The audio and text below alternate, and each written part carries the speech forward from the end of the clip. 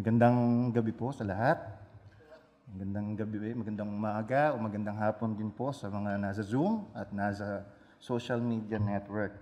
Ako po'y lubos na nagpapasalamat sa ating mahal na pastor for the privilege na ako po ay payagan na makapagsalita uli sa inyong harapan, at under His authority lang po kung bakit mapayagan po tayo by the grace of God. Salamat po sa Panginoon for the privilege and opportunity. At bilang panimula po, ay anyayahan ko po ang lahat na tumayo bilang paggalang at papurihan natin ang Panginoon sa pamamagitan ng pagtayo habang babasahin po natin ang kanyang banal na salita. Buksan niyo po ang inyong mga Biblia. Kayo din po nandyan sa Zoom o nandyan po sa social media.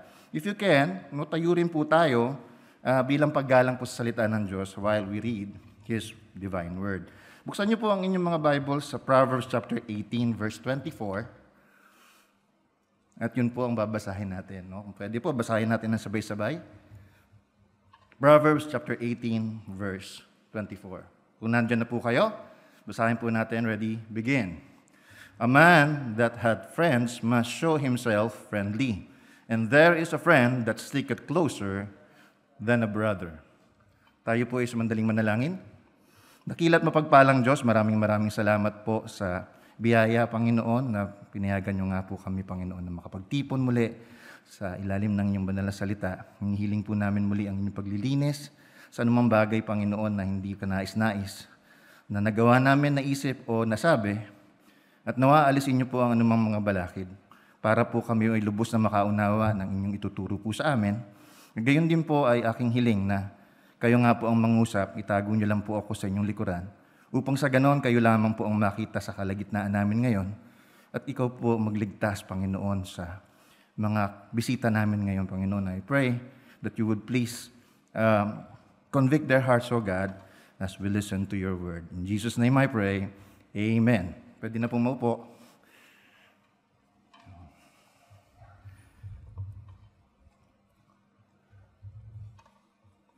Ang ating pong topic for today ay galing din po sa theme ng ating topic for today is galing din po dyan sa verse na yan. At pinagmagatan ko nga po itong a friend that sticks. A friend that sticks. So way of introduction, hindi ko pala nabuksan. So way of introduction,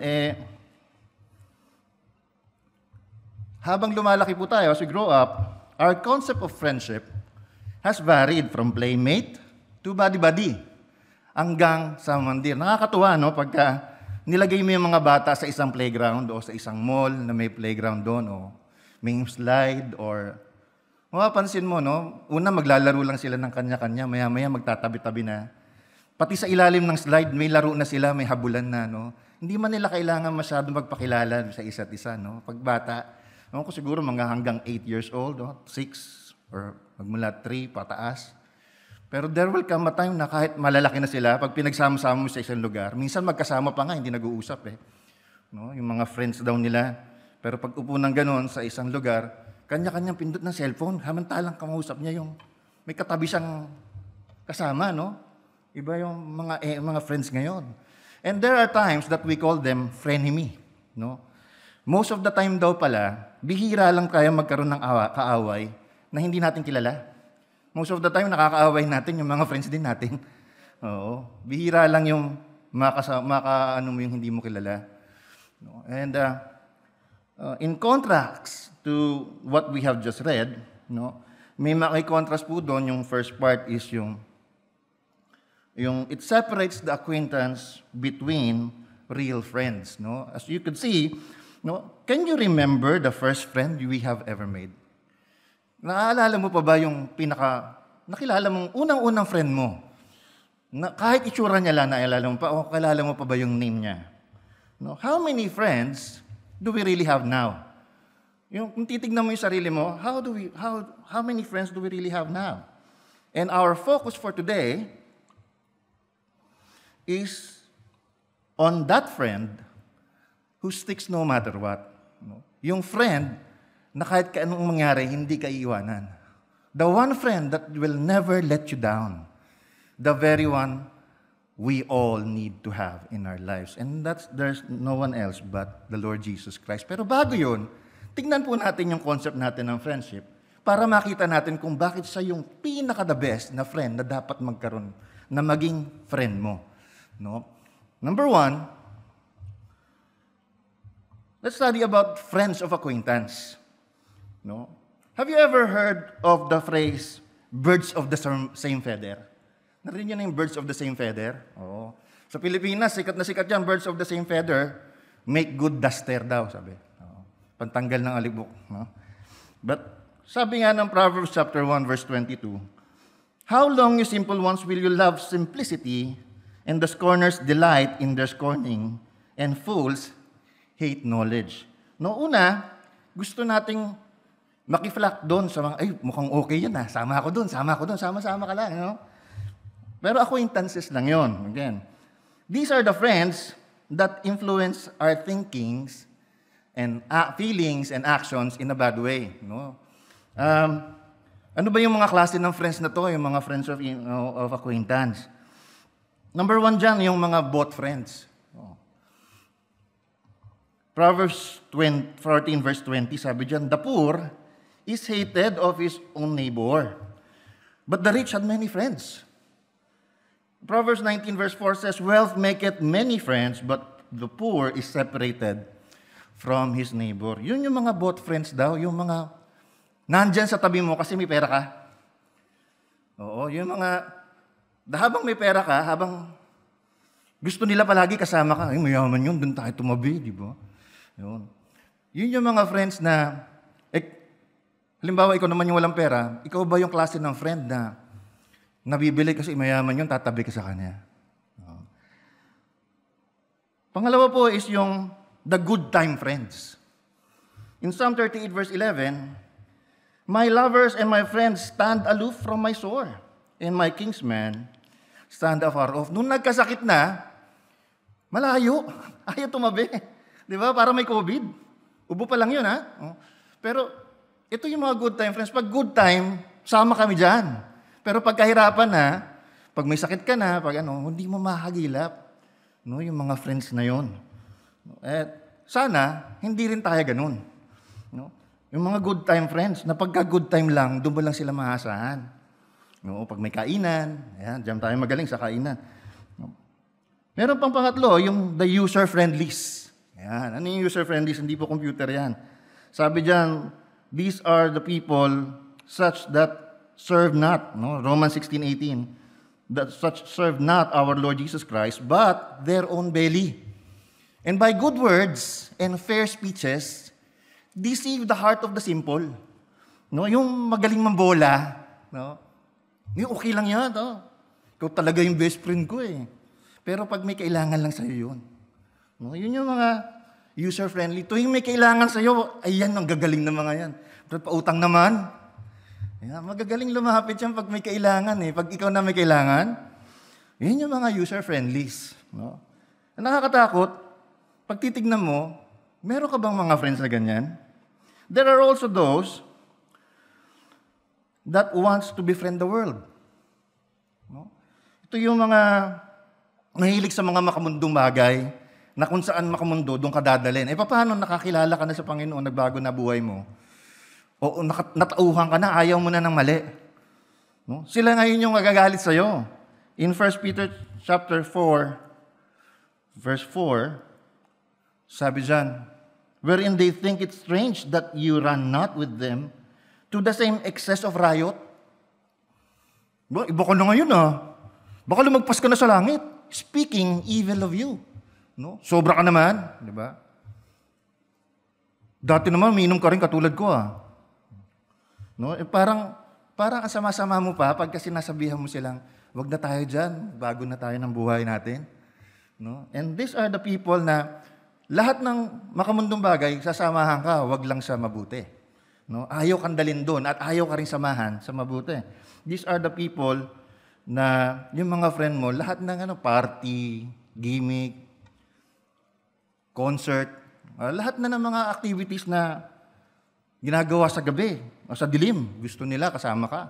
Pero pagdating sa magandang bagay, simba naman tayo, ayaw sumama. Oo, ayaw ka rin isama. Galit din sila sa'yo. Now, kung realize mo na ganun yung mga friends mo, Baka maisip mo, wag na lang kaya ako mag-friends. Hindi naman pala tunay na mga friends. Sa totoo lang, pagka ganun po yung mga friends natin, we don't have any friends. Magalit man kayo o hindi, pagka ganyan po yung friends na nakuha mo, yung mga nabanggit sa unahan kanina, wala kang tunay na friend. No? Wag naisip mo naman, bakit nilang puro ganun yung nakakasama ko? Magsosolo ka na lang. There is a danger in solitude. No? Ang sabi nga po ng Panginoon in Genesis 2:18, no, it is not good that the man should be alone. Hindi rin po maganda na nagsosolo ka. Kailangan mo rin pala ng kasama. Oo. Kaya po, pagka nakita mo na hindi po dahilan porque may nakita tayo ngayon sa Bible na ganun pala, hindi pala yung tunay na mga friends. Tapos ganun yung mga friends mo. Huwag ka pong magsulo, huwag ka pong magmukmuk sa isang tabi. Kasi po, hindi po daw good na nag-iisa ka. No, yung iba nga nasisiraan ng ulo pagka laging nagsosolo. No, kaya make your friends really dear friends. Wag po yung mahirap po kasi ngayon online na eh. Karamihan sa mga tao ngayon medyo introvert na. No, pero online people are often solitary people. No. Number 2, friends of choice. So ngayon, nakita mo, meron ka palang choice. No? Hindi pala yun yung mga dapat piliin ng choice. Paano tayo mamili? No? Kapag nakapili ka na ng friend mo, di siyempre yun ay sasamahan mo. Di ba? Have you ever heard of the phrase, tell me who your friends are, and I will tell you who you are? Di ba? Pag mahilig ka sa basketball, di ba? Ang tawag sa'yo, bolero, basketbolero. Di ba, no? Oh. Basketbolero ka dahil mahilig ka sa basketball, o mahilig ka sa ML. Di ba? Ano ba yun? Mobile Legends. Mahilig ka sa mga online gaming. Yun yung mga sasamahan mo kasi parehas kayo ng interest, no? Some surround themselves with people of the same like minds and taste. Yung mga type mo, type din nila, dapat ganun eh. Pero hindi po nangangahulugan na porke pare-parehas kayo ng gusto, okay na silang friends eh. Actually, yun ang basihan ng iba. No? Some for companionship and belongingness, while others of influential interest. Having friends in high places, ito yung tatabihan ko kasi tatay nito, mayor, tatay nito, presidente, senador. Having friends in high places, yun mang ginagawa niya to have his friends. Sabi nga ng Proverbs 13 verse 20, he that walketh with wise men, shall be wise, but a companion of fools shall be destroyed. Hindi po porke parehas kayo ng interes ay maganda na siyang kaibigan. First, kung wise siya, maganda rin ang influence niya if he is a wise man. But pag sumama ka sa mga cool, di ba? Cool tignan. Actually, you want to be cool. In order for you to be cool, you need to be hot. Di ba? Nakukuha niyo ba yun? Yun ang kasabihan ng panahon na Kaya para maging cool ka, cool talaga, one of the cool kids, you have to be hot. Para kinukontra mo lang yung cool tsaka hot, maligamgam ka rin, no? Parehas ka rin pala even the cool kids, parehas din pala, ordinaryong tao rin pala sila. Like you and me. There is also the friends that influence our thinking, our feelings and actions. Lalo na pag mahilig kayo parehas sa telenovela, naku, di ba? Yun yung mga palagi mong kwentuhan, di ba? Yun. Napanood mo ba yung ganito? K-drama. Mahilig na pag-usapan palagi. Yun ang gustong kasama. Pero sabi rin po ng 1 Corinthians chapter 15, verse 33, be not deceived. Evil communications corrupt good manners. Anong ibig sabihin nun? If you surround yourselves with people that will influence you to think bad or to do bad or to make bad things, no? Katulad po ng mga pinapanood natin, title pa lang alam mo nang hindi maganda eh. Unfaithful wife. Di ba? No? Title pa lang alam mo na eh. Yung my husband's lover. Dati, hindi pwede yan eh. Pero ngayon, yun ang mga pinapanood na ngayon sa, ewan ko kung, no, the thing is, it introduced to you, o ini-influence ka na mag-isip na, okay na yan, normal na ngayon yan pala eh. Okay lang pala ngayon yan. No? But again, evil communications corrupt good manners. Nagmumukhang okay, yung hindi okay. Oo. Kaya, we should really choose our friends wisely. No? We should always choose our friends wisely and ideally. And normally, the ideal place that we could find good friends is the place of the ecclesia, sa church. Di ba? Bakit? Well, we expect that more people in the church are more godly. Tama ba? Yung mga taong, mga anak ng Diyos, ang mga kasama mo, yun ang mag-aano sa'yo. Palaging magsasabi na ito ang taon to ay na-impluensyahan ng mga makadiyos na tao. Tama ba? In Proverbs chapter 12, verse 26, the righteous is more excellent than his neighbor. But the way of the wicked seduces them. So, kung sino yung matinong tao, yun dapat ang pinapayagan mo na mag-influence sa'yo. That's why you should choose wisely. Kaya nga po, sabi nga po ng ating mahal na pastor, tinuro niya rin po ito. At yun naman ang sinabi ko sa anak ko, anak, pipili ka ng friend mo, ha? So, nag-aaral ka na ngayon. Pipiliin mong friend mo, yung pagkatapos niya, yung pagkakakain na kayo sa recess, magpipray din siya. No, pag nakita mo nagpipray yun, magandang friend yun. May takot kay Jesus yun at marunong magpasalamat yun. Tapos, pag kinausap ng teacher o kaya ng magulang, marunong siyang sumagot ng po at saka opo. Ibig sabihin, magalang yun.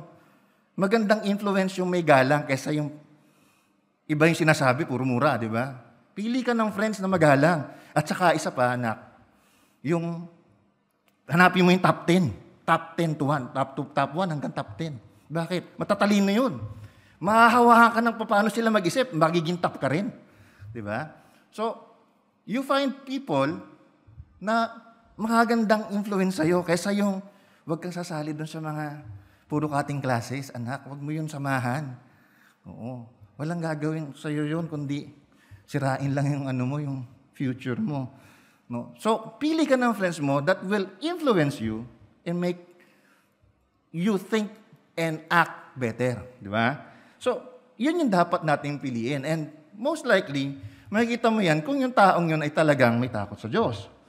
No? At yun nga, kahit sa church, no? In the church, maganda po yun. Pero but even in the church, we can still get disappointed. Di ba? Kasi wala naman pong perfectong tao eh. Tama po ba? Kaya nga po sabi ng Matthew chapter 13, verse 38, the field is the world, the good seed are the children of the kingdom, but the tares are the children of the wicked one. Hindi po lahat ng nasa church ay talagang saved. Hindi rin po nangangahulugan na dahil nagkamali yan, ay palagi na magkakamali yan. Pero at the same time, ang sinasabi lang po dito is, sometimes we will still get disappointed. Pero mas maganda na ma-disappoint ka sa mga kapatiran kaysa sa labas. Because they will continue to keep on doing that. Dito, meron pang pagsisisi. No? In 1 Corinthians chapter 11, verse 18 to 19, first of all, when you come together in the church, I hear that there be divisions among you. Yun. And I partly believe it. Hindi ko nga gustong paniwalaan eh. For there must be also heresies among you. And they which are approved may be made manifest among you. So may tares, at meron ding nag-create ng divisions. Meron din talagang hindi mapigilan yung bibig. Pero again, hindi po yun dapat ang makapagsira sa atin. Ang sinasabi lang po natin, no, anywhere you go, meron pong disappointments, pero less sana sa ating eklesiya. And I could say po, yung MBBE 41 is one of the best church na makakakuha ka ng magandang influence. No? You can ask the BYI for that. No?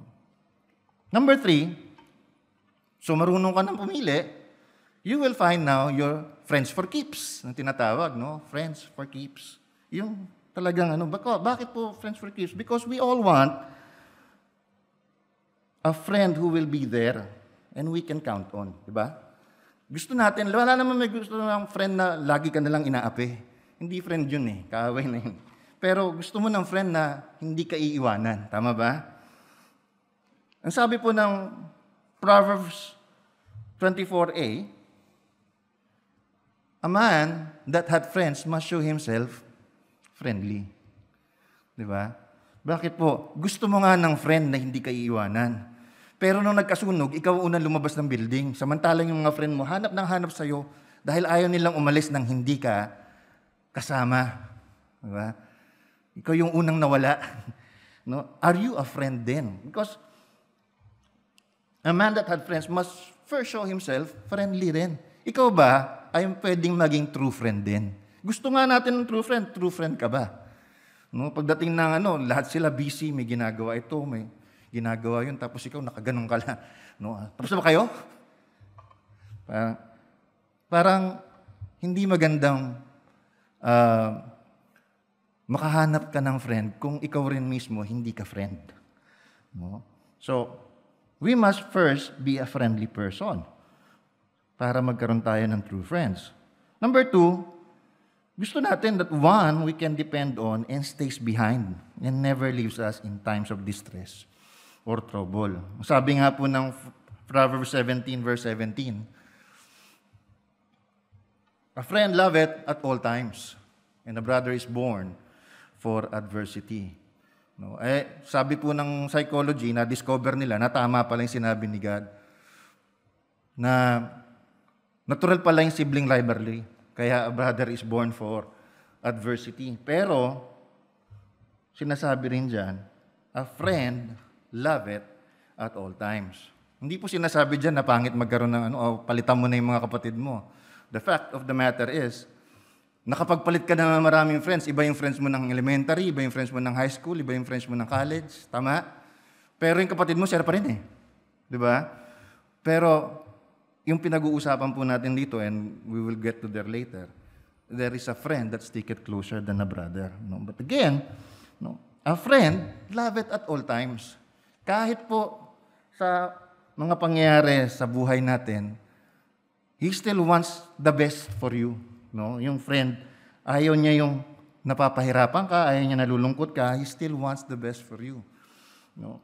So, dapat ganun. No? We want friends that stick. Also, meron din pong warning kasi some Christians don't even know how to choose life companions. Ano yung life companions? Preacher, di ba friends ang topic natin ngayon? Dapat po, yung life companion mo, yung partner mo, yung mapapangasawa mo, is yung best friend mo.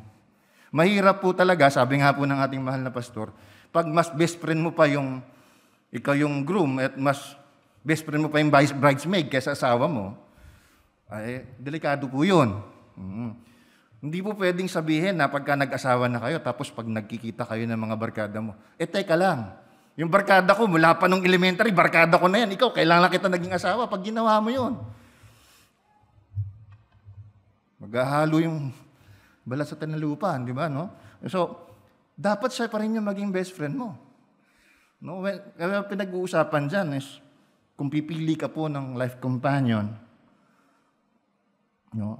May warning po sa 2 Corinthians chapter 6, verse 14 to 17. At bigsahin po natin dyan. Sabi po ng banal na kasulatan, tinuturuan tayo ng banal na kasulatan. Sinasabi po ni God, be ye not unequally yoked together with unbelievers. Mananampalataya ka eh. Kasi ang tanong dito, for what fellowship had righteousness with unrighteousness? Paano magkakaroon ng pagsasama yung tuwid sa baluktot? Di ba? And what communion had light with darkness? Paano yun? Kadiliman siya, ikaw liwanag. Paano yun? No. And what concord had Christ with Belial? Belial is another name for Satan. Or what part had he believed with an infidel? And what agreement had the temple of God with idols? For ye are the temple of the living God. As God had said, I will dwell in them and walk in them, and I will be their God, and they shall be my people. Wherefore, ang sabi po dyan, come out from among them. Umiwalay ka na dyan. Kaya nga po, when you want friends for keeps, sabi, come out from among them. Yung mga gumagawa pa ng masama, it will, actually, yung mga friends natin na hindi pa talaga nakukonvince na tama yung ginagawa mo, they will still insist sa iyo na ito pa rin ang gawin natin, yung dating kaulangyaan natin. Kasi masaya ito eh. Diba? And it will affect your family as well. No? So, sinasabi po dyan, hindi dapat tayo pipili ng mga bagay na sisira na ayaw po talaga ng Panginoon yung kaya tinuturuan tayo na magkaroon tayo ng mabuting buhay. No, mahirap po yun na ikaw anak ka ng Diyos, tapos kung hindi siya anak ng Diyos, di ano siya? Anak ng demonyo, tama po ba yun? Kung anak siya ng demonyo, ang biyanan mo ay si, ang hirap nun. Pagka lilipat na kayo ng bahay, sa bahay nila kayo titira, hindi ka sa langit nakatira. No? Mahirap po yun. No? Anong tawag sa mga anak ninyo kung demonyo siya, yung mga anak nyo, mga demonyito? Parang ganun Pero, nakakatawa mo yung isipin, pero yun po yung sinasabi ng Bible, it will actually ruin ng pagsasama nyo. Dahil you know the truth, and you know which is right, at mahirap pong ipilit yon. No? So, better know that, preacher, ang gwapo-gwapo Gwapo-gwapo. Sabi po ng Jeremiah 17:9, the heart is deceitful above all things, and desperately wicked. Who can know it? No? Hindi po kayang buhayin ng love yung pamilya mo. No? Hindi po makapagdala ng gatas yung gwapo lang. No? Nakakatuwa dahil marami pong nagpupumilit. Pero kung kukuha ka po ng tao na talagang may takot sa Diyos, na yung talagang pipiliin mo ay yung talagang naglilingkod at may takot sa Diyos, mas malamang-lamang. Hindi po naman po 100%, pero mas malamang-lamang. Baka mga 99.9%. Na hindi ka lokohin nun, takot sa Diyos yun Amen? Oo. Sana ikaw rin, may takot ka rin sa Diyos. That maging maayos ang inyong pamilya. Keeping in mind that none of our earthly friends, not even ourselves, are that perfect. Hindi naman po talaga perfect ang kahit sino. No? So, pagpipili po tayo ng friends for keeps, we have to always give space for error. Bakit po? Lahat po tayo nagkakamali, pati tayo Amen? So, hindi po dapat mauwi sa away porque nagkamali yung partner mo, yung kaibigan mo. Lastly, the friend that we all need is none other than the Lord Jesus Christ. He is the one true friend that never forsakes. He is the perfect friend. Sabi natin kanina, ayaw natin ng friend na hindi nang iiwan, pero actually, pagka malayo na, naiiwanan ka na, o kaya pagka namatay na siya, diniiwanan ka na. Pero ang Panginoon, hindi Ang sabi po niya sa Matthew chapter 28, verse 20, and lo, I am with you always, even unto the end of the world. In Hebrews 13:5, sabi rin po niya, for He had said, I will never leave thee, nor forsake thee. May mga nagsasabi sa akin, preacher, sabi, tinuruan po kami ng aming na pagka nagkasala ka daw, umaalis si Holy Spirit at iiwanan ka rin. Sabi ko, sinabi niya yun sa inyo, pero ito po yung sinasabi ng Bible, basahin niyo na lang. Sabi niya, He will never leave thee, nor forsake thee. What part of never can you not understand? No? Pag sinabing never, hindi kanya talaga iiwanan O, ganun po ang Panginoon, walang iwanan. Pag nagkasama kayo ng Panginoon at talagang tunay ang inyong pagsasama, wala pong iwanan. Hindi po siya nangiiwan sa ere. No? He is the one who truly loves unconditionally. He is Jesus Christ. No? The one who truly loves unconditionally is Jesus Christ. Hindi lang po siya tunay na friend, kundi tunay na nagmamahal sa'yo. No? Kaya po napakagandang maging kaibigan ng Panginoon. He is the one who sticks to the end.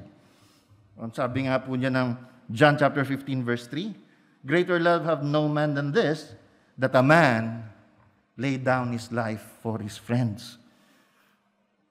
Handa po siyang ibigay ang kanyang buhay para sa iyo dahil ikaw ay kanyang kinuturing na close friend.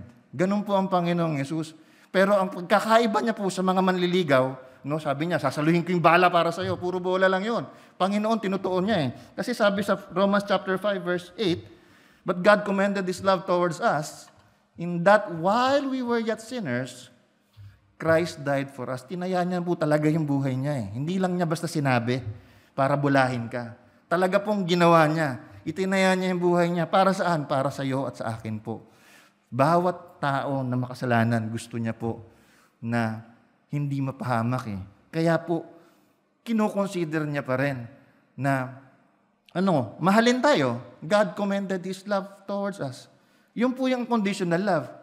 Bakit po? Hindi katulad ng mga love ngayon na pagka hindi mo ko love, hindi na rin kita love.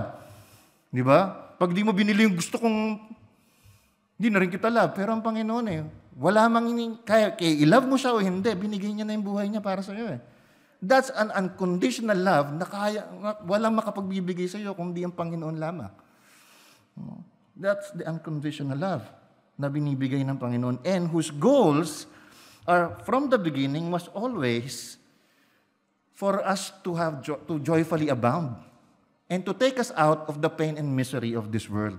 Yun ang kanyang plano simula't sa pool pa lang na magkaroon ka pa rin ng kasiyahan at hindi lang to maging masaya kundi maging masagana pa. In John chapter 10 verse 10 sabi po ng Panginoon, I am come that they might have life and that they might have it more abundantly. Sabi po ng Panginoon, gusto ko magkaroon ka ng buhay. Pero hindi lang basta buhay, kundi masaganang buhay. Sumasagana at umaapaw sa biyaya. Yun ang gusto ng Panginoon, kaya siya nagpunta. Yun po yung tunay na friend. Na pagka nagkasama kayo, ayaw niya na lugi ka. Kung ano meron ako, meron ka rin. No? Hindi po siya madamot. Gusto niya isama ka kung saan ako naroon, doon ka rin. No? The one whose goals is from the beginning has always for us to joyfully abound. In John chapter 14, verse 1 to 3, sabi po, let not your heart be troubled. You believe in God, believe also in me. In my Father's house are many mansions. If it were not so, I would have told you. And if I go and prepare a place for you, I will come again and receive you unto myself, that where I am, there you may be also. Doon sa bahay ng aking Ama, maraming mansyon doon at ipiprepare kita ng kalalagyan mo. Ganon kabait ang Panginoon na iniisip niya na kaagad yung future mo. Na pagdating mo ron, kapatid, kaibigan, hindi lang bahay ang darating mansyon No? Ang pangako ng Panginoon. At darating yung araw, in 1 Thessalonians chapter 4, verse 16 to 18, tuto pa rin niya lahat yan. At hindi ka lang lilipad ka pa. Sabi niya, for the Lord Himself shall descend from heaven with a shout, with the voice of the archangel, and with the trump of God, and the dead in Christ shall rise first. Verse 17, sabi po, then we which were alive and remain shall be caught up together with them in the clouds to meet the Lord in the air. Biruin mo yun, lilipad ka to meet the Lord in the air, Para ka Superman. And so, yung pinakamaganda dyan is, and so shall we ever be with the Lord. We shall ever be with the Lord, hindi na mahihiwalay pa doon sa kalangitan. Amen? Wherefore, comfort one another with these words. Lahat po yan, totoo. Lahat po ng nais ng Panginoon sa atin para magkaroon tayo ng napakagandang buhay. Hindi lamang po dito sa lupa na to na temporary, kundi sa kabila. Ganon po ang Panginoon. Ang totoo niyan, nasa conclusion na tayo. Pero sana naintindihan po ninyo na ganon po ang Panginoon. In conclusion, sabi po diyan, time will come when we shall meet God face to face. And none of our human friends, kahit sabihin mo, friend kami ni pastor sa FB, close kami niyan. Kahit po si pastor o sinong pare, imam o anumang kilala mo na none of our human friends can vouch for us there. Bakit? Ang sabi po ng Romans chapter 14, verse 12, ito po, salita uli ng Diyos ito. Sinasabi dyan, so then every one of us shall give account of himself to God. You will give account of yourself to God. Sa Tagalog, magsusulit tayo. Sulit ka ba? Yung binigay ko sa iyong buhay, anong ginawa mo? Hindi pwedeng sumagot doon ibang tao para sa iyo Ikaw mananagot doon Amen? Oo. Wala. None of our human friends can vouch for you. Jesus Christ can. Then, pagdating ng oras na yun, people may pretend to know the Lord. Uy, nandiyan ka pala, Lord Makikita mo si Jesus. Lord, nandiyan ka pala? Pero sabi ng Panginoon in Matthew chapter 7, verse 21 to 22, not everyone that saith unto me, Lord, Lord, hindi lahat ng tumatawag sa akin, Panginoon, ay makapapasok sa kaharian ng langit. Kundi yung gumagawa ng kalooban ng aking Ama na nasa langit. Marami ang magsasabi sa akin sa araw na yun, Panginoon, Panginoon, have we not prophesied in Thy name? And in Thy name have cast out devils?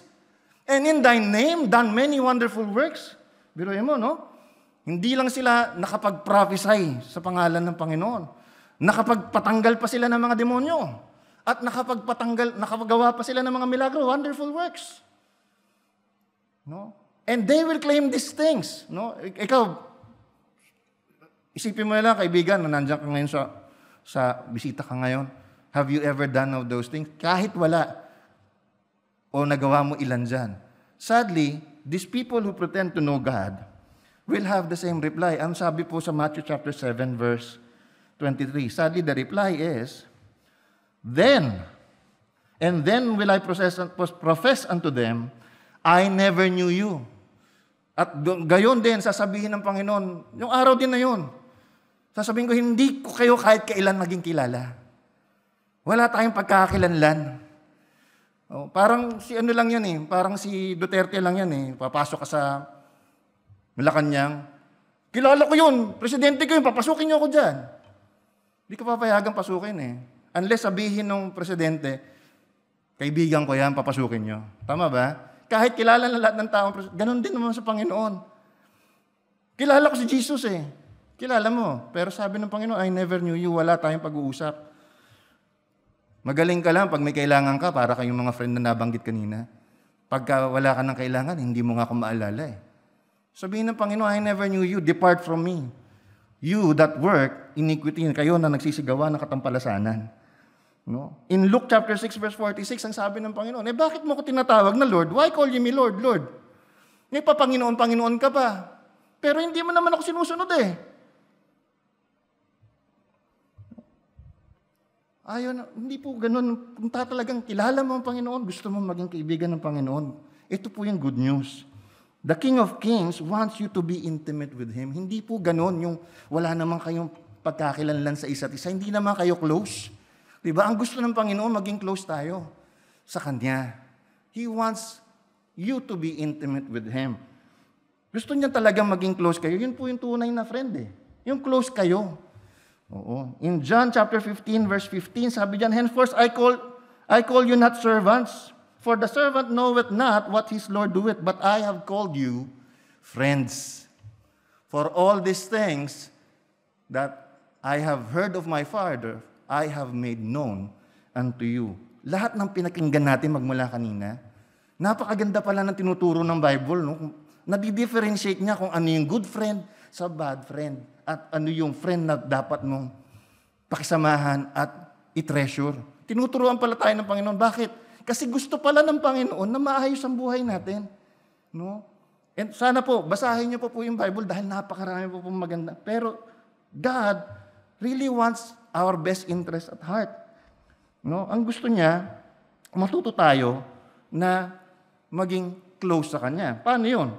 If we would learn to love Him as well. Sabi nga po dyan ng Deuteronomy 6:5, and thou shalt love the Lord thy God with all thine heart, and with all thy soul, and with all thy might. No? Yun po yung great commandment eh. Na dapat pala, kung talagang close kayo ni God, may pag-ibig ka rin sa Kanya.